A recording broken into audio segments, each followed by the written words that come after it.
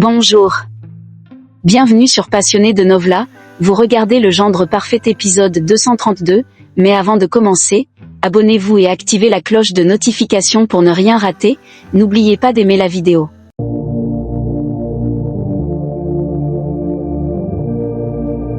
L'épisode débute avec Nena s'assurant que tout est prêt pour la prière, les offrandes, les fleurs et les 5 ingrédients sacrés. Elle demande à ce qu'on les remette au prêtre, puis s'inquiète de l'absence d'Anya. À ce moment, Roshni arrive et est chaleureusement accueillie par son oncle et Nena, qui l'interroge sur Nil. Troublée, Roshni répond qu'elle ne sait pas où il est. Nena la rassure et lui conseille d'aller se rafraîchir avant la cérémonie. Roshni pense alors à Nil, espérant pouvoir lui parler avant le début de la prière. Soudain, Nil fait son entrée. Son oncle et Nena sont soulagés de le voir enfin arriver, mais Nena s'étonne de son retard. Alors qu'elle insiste pour qu'il se prépare rapidement afin de commencer la prière, Nil l'interrompt et annonce qu'il doit d'abord parler à Roshni en privé. Parallèlement, Sid confronte Anya au sujet d'un faux certificat de mariage. Il ne comprend pas pourquoi elle insiste pour falsifier un document alors qu'ils avaient convenu d'être honnêtes avec Nil et Roshni. Anya, inquiète pour la santé de sa mère, veut éviter toute confrontation qui pourrait la perturber.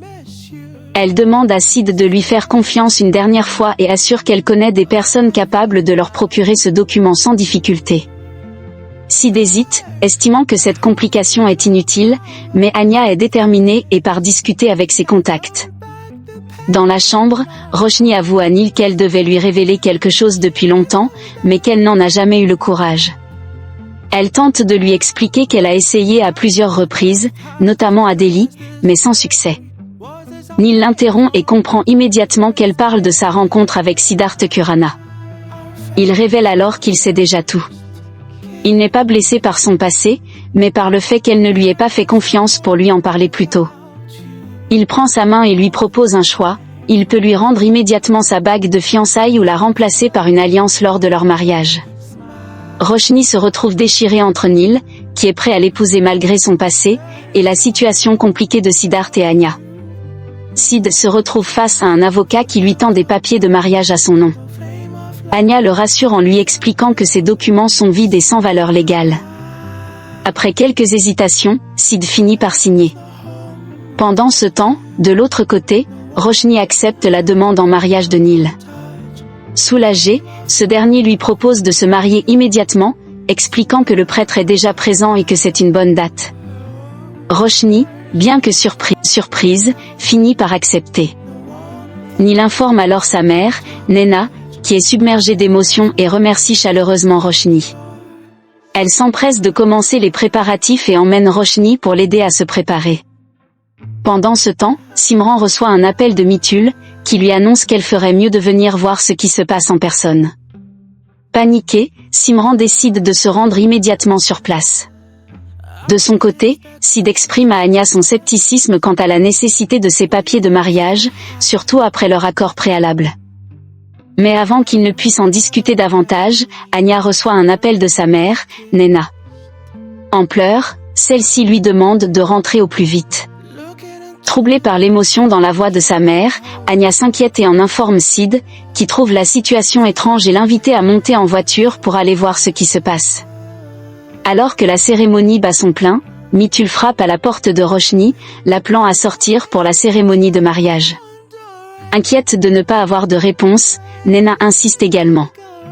Pendant ce temps, sur la route, Sid demande à Anya d'appeler Roshni et Nil, mais aucun des deux ne répond. Finalement, Roshni ouvre la porte et rejoint la cérémonie. Tandis que Nil et elle échangent les guirlandes de fleurs, Anya, en route avec Sid, est prise de nausées et demande d'arrêter la voiture. Elle descend précipitamment et vomit, avant de perdre l'équilibre. Sid, inquiet, la rattrape et l'appelle plusieurs fois sans réponse. Pendant ce temps, à la cérémonie, Nil met la chaîne d'alliance autour du cou de Roshni, puis applique le vermillon sur son front. Le prêtre les déclare officiellement mari et femme sous le feu sacré. Peu après, Sid et Anya arrivent à la maison et découvrent le mariage de Roshni et Nil. Nena, soulagée, leur explique qu'ils ne pouvaient pas attendre plus longtemps en raison du moment auspicieux. Sid, à son tour, annonce une nouvelle choquante, lui et Anya se sont également mariés légalement, sans cérémonie. Neil et Nena sont sous le choc. Neil s'interroge sur la véracité de cette union, tandis que Nena se sent trahie par Sid et Anya.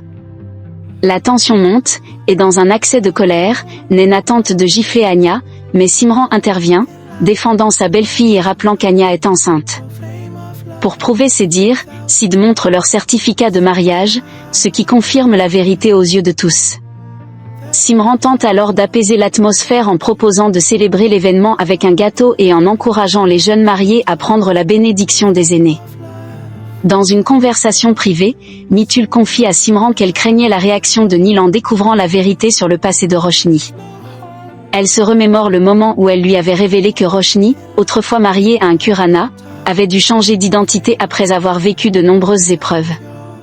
Pourtant, malgré tout, Neil a accepté Roshni comme épouse, ignorant son passé et choisissant de ne se concentrer que sur leur avenir ensemble.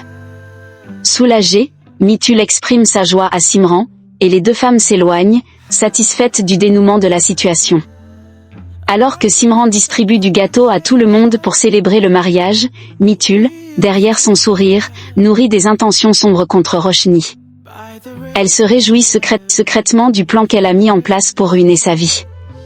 De son côté, Nena convie Roshni à accomplir le rituel d'accueil, lui demandant de franchir le seuil de sa nouvelle maison. Simran, voyant cela, exprime son souhait de faire entrer également sa belle-fille, Anya, chez elle. Elle annonce alors qu'elle organise une fête pour célébrer les mariages et invite tout le monde. Avant le départ de Simran et Sid, Nena insiste pour qu'il reste encore un peu afin d'accomplir d'autres rites. Dans le temple familial, elle remet à Roshni les bracelets traditionnels, symbole de son statut de femme mariée. Incapable de supporter la scène, Sid tourne les talons, mais Nena l'interpelle, l'empêchant de partir avec Anya. Simran, désireuse de maintenir une harmonie entre les familles, accepte de rester. Mitul apporte un plateau de cadeaux et le tend à Nena, qui le remet ensuite à Neil. Ce dernier, regardant Roshni, lui fait la promesse de la chérir et de prendre soin d'elle comme il le fera pour toute sa famille. Il lui assure qu'ils n'auront aucun secret et qu'ils seront complémentaires dans leur mariage. Nena lui demande ensuite d'appliquer le vermillon sur le front de Roshni, finalisant ainsi leur union.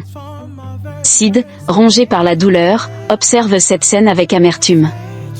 Anya, voyant son état, supplie Simran de les faire partir immédiatement. Simran accepte et adresse ses vœux de bonheur à Roshni et Neil avant d'inviter une dernière fois toute la famille à la fête qu'elle organise chez elle. Nena accepte, et Simran quitte la maison avec Sid et Anya. Avant de partir, Anya demande pardon à sa mère pour ses erreurs passées et lui promet de veiller sur sa nouvelle famille. Chez les Kurana, Simran accueille Anya selon les traditions et l'introduit dans son nouveau foyer en lui rappelant son rôle de belle-fille.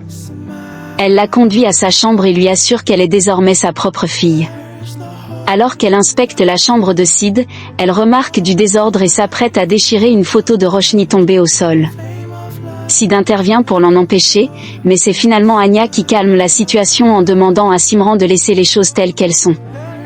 Kritika arrive avec des bracelets que Simran remet à Anya en guise de cadeau de mariage, lui demandant de les porter lors de la fête du soir.